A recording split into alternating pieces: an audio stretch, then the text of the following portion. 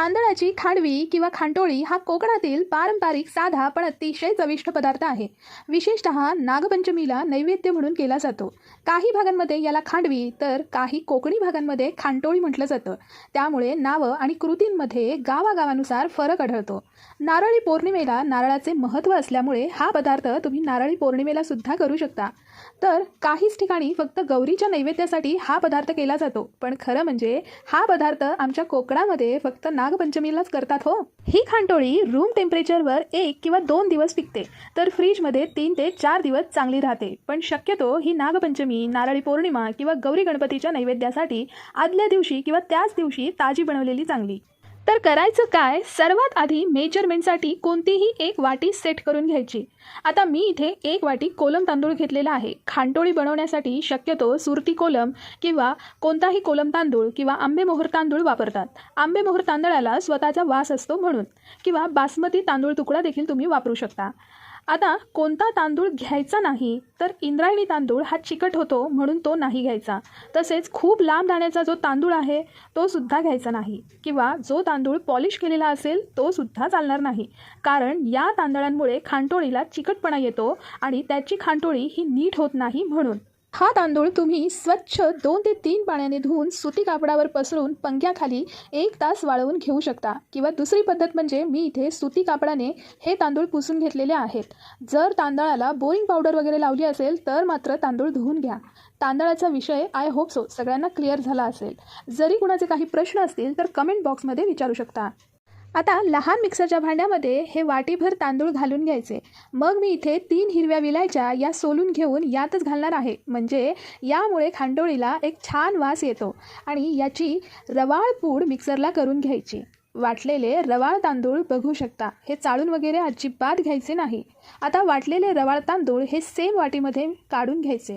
Same वाटीने मी चिरून गूळ घेतलेला आहे. गुळाला थोडा गोडवा कमी असतो म्हणून फुल वाटी भरून घ्यायची, अगदी वरपर्यंत. जर कुणाला जास्त गोड आवडत असेल तर 4 ते 5 चमचे एक्स्ट्रा गूळ तुम्ही वाढवू शकता. पण एवढं गुळाचे प्रमाण परफेक्ट आहे गोडीसाठी. गूळ घेताना शक्यतो पिवळ्या रंगाचा घ्या, काळपट घेऊ नका. हा माझ्याकडे बिस्किट कलरचा आहे म्हणून मी हळद वापरणार आहे. आता सजावटीसाठी मी इथे सुकं खोबरं 2 ते 3 चमचे मोठ्या किसणीने किसून घेतलेले आहे. मग मी इथे बारीक चॉप केलेले 8 काजू, 8 बदाम घेतलेले आहेत. हे पूर्णपणे ऑप्शनल आहे बरं का. खांटोळीची चव वाढवण्यासाठी किंवा चव इन्हॅन्स करण्यासाठी मी इथे हे वापरलेले आहे. खांटोळी खाताना दाताखाली हे ड्रायफ्रूट्स आणि खोबरं आलं की खूप छान वाटतं. हे नक्की वापरून बघा. पुन्हा सजावटीसाठी मी इथे 8 पिस्ता हे चॉपरमध्ये वेगळे स्लाइस करून घेतलेले आहेत. इथे मी काही केसरसुद्धा घेतलेले आहे. हे सुद्धा पूर्णपणे ऑप्शनल आहे. फ्लेवर वाढवण्यासाठी मी इथे घेतलेले आहे. मग जायफळाचा लहान तुकडा हा खलबत्त्यामध्ये कुटून घेतलेला आहे. इथे बघू शकता कुटलेली जायफळ ही पाव चमचा आहे. 1 चमचा सुंठपूड आणि पुन्हा अर्धा चमचा वेलची पूड घेतलेली आहे. सुंठपूड जास्त घ्यायची कारण आता पावसाळा सुरू आहे. सर्दी खोकल्यासाठी ती उपयुक्त आहे. म्हणून हे झालं आपलं अर्ध साहित्य. हे सगळं बघू शकता. आता इथे मी 1 मोठा तुकडा ओलं खोबरं घेतलेला आहे. याची मागची बाजू ही मी सोलणीने जेवढी जमेल तेवढी काढून घेतलेली आहे, किंवा तुम्ही खवलेला नारळ देखील वापरू शकता. आता सेम मिक्सरच्या भांड्यामध्ये खोबऱ्याचे तुकडे करून घालायचे आणि मिक्सरला बारीक वाटून घ्यायचे.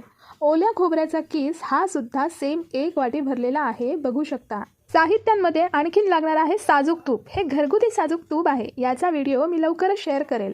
इथे पाव चमचा हळद घालणार आहे. हळद पूर्णपणे ऑप्शनल आहे, कारण गुळाचा कलर कसा आहे त्याप्रमाणे हळद घालायची. आणि गोडाचा पदार्थ असल्यामुळे पाव चमचा मीठ घेतलेले आहे. आता एका पॅनमध्ये गूळ घालायचा आणि सेम वाटी भरून 3 वाटी साधं पाणी ॲड करायचं. हे प्रमाण एकदम परफेक्ट आहे. डिस्क्रिप्शन बॉक्समध्ये मी सगळ्या साहित्यांची लिस्ट ही देतच आहे. या गूळ पाण्याच्या मिश्रणामध्ये 4 ते 5 केशराच्या काड्या या ॲड करायच्या आणि हे पातेलं उचलून उकळायला ठेवून द्यायचे. दुसरीकडे लगेच गरम कढईमध्ये 2 चमचे साजूक तूप ॲड करायचे आणि तांदळाचा रवा घालून मंद गॅसवर स्पॅच्युलाच्या किंवा पळीच्या साहाय्याने रवा भाजायचा. लक्षात ठेवा, हा रवा भाजत असताना गॅसची फ्लेम ही मंदच ठेवायची. पूर्ण प्रोसेस होईपर्यंत कुठेही गॅसची फ्लेम ही वाढवायची नाही. हा रवा 7 ते 8 मिनटं नीट भाजून घ्यायचा, त्याचा कलर चेंज होईपर्यंत. 5 मिनिटानंतर बघू शकता रव्याचा कलर चेंज झालेला नाही। इकडे गूळ हा पाण्यामध्ये पूर्णपणे वितळलेला आहे। आता गूळ वितळत ठेवलेल्या भांड्याचा गॅस हा बंद करायचा। तांदळाचा रवा देखील कंटिन्युअसली ढवळत राहायचा। बघू शकता रव्याचा कलर चेंज झालेला आहे। आता या स्टेजला सुरुवातीला थोडं गुळाचं पाणी ॲड करून मिश्रण हलवून घ्यायचं। मग यात सगळं पाणी घालून घ्यायचं आणि हलवून घ्यायचं। मग लगेचच ओलं खोबरं आणि चॉप किंवा स्लाइस केलेले काजू बदाम घालून हे सगळं पुन्हा एकदा मिक्स करायचं आणि हे सतत ढवळत राहायचे, म्हणजे याच्या गुठळ्या होत नाही। जर तुम्हाला या स्टेजला वाटलं की पाणी कमी आहे तर 1 वाटी पाणी गरम करायचं आणि या मिश्रणात घालायचं। पण मी हे दिलेले परफेक्ट पाण्याचे प्रमाण आहे, त्यामुळे अशी वेळ येणार नाही। खांटोळीच्या मिश्रणाला गुळामुळे बिस्किट कलर आल्यामुळे मी इथे हळद ॲड करत आहे। हळद घातल्याने चवीमध्ये फारसा फरक पडणार नाही, ही फक्त कलरसाठी इथे आपण वापरणार आहोत। आणि मीठ ॲड करून पुन्हा हे चमच्याने मिक्स करून घ्यायचे। मग या मिश्रणामध्ये सुंठपूड, वेलची पूड, कुटलेली जायफळ घालायची आणि सगळे हलवून आता हे छान शिजवून घ्यायचे। हे मिश्रण शिजत आहे तोपर्यंत ताटाला किंवा ट्रेमध्ये अर्धा चमचा तूप घालून हाताने किंवा ब्रशच्या सहाय्याने तूप सगळीकडे लावून घ्यायचे, किंवा जर बटर पेपर तुमच्याकडे असेल तर त्याचा देखील तुम्ही इथे वापर करू शकता। इथे खांटोळीचे मिश्रण बघू शकता पूर्ण शिजलेले आहे। कढईमध्ये गोळा हा सलग फिरत आहे, हे परफेक्ट शिजलेले आहे। हे मिश्रण शिजण्यासाठी मला जवळजवळ 20 मिनिटांचा वेळ लागलेला आहे। आता गॅसची फ्लेम बंद करायची आणि हे सगळं गरम गरम मिश्रण आता ताटामध्ये किंवा ट्रेमध्ये घालून घ्यायचे। मिश्रणाचा बघू शकता बोटाने एक छान गोळा तयार होत आहे, म्हणजे हे एकदम परफेक्ट शिजलेलं आहे। आता स्पॅच्युलाच्या मदतीने किंवा सपाट वाटीने हे गरम गरम मिश्रण सगळीकडे एकसारखं थापून घ्यायचं। वडीची जाडी तुम्हाला कशी हवी आहे त्याप्रमाणे तुम्ही वडी थापून घेऊ शकता। सगळी खांटोळी थापून झाल्यावर यावर आधी राहिलेले काजू बदामाचे थोडेसे काप घालून घ्यायचे। मग किसलेलं सुकं खोबरं घालायचं आणि मग चॉप केलेले पिस्ता घालून हाताने छान दाबून घ्यायचं, म्हणजे हे काही पडणार नाहीत। इथे मिश्रण थोडं गार झालेलं आहे। पुन्हा 4 ते 5 केशरचे धागे ॲड करून पुन्हा एकदा प्रेस करून घेतलेलं आहे। आता खांटोळीचं फायनल लुक बघू शकता। 1 ते 2 तासांनी पूर्ण वडी रूम टेम्परेचरवर गार झाल्यानंतर याच्या चौकोनी किंवा डायमंड शेपमध्ये वड्या कट करून घ्यायच्या। तुम्हाला जसा शेप आवडेल अगदी त्या हिशोबाने कट करा। ही खांटोळी पुढून आणि मागूनही बघू शकता कशी दिसत आहे। या वडीला तोडूनही दाखवते, अर्थात ही तोडलेली वडी बघू शकता। मी हिला रात्रभर फ्रीजमध्ये ठेवलेली होती।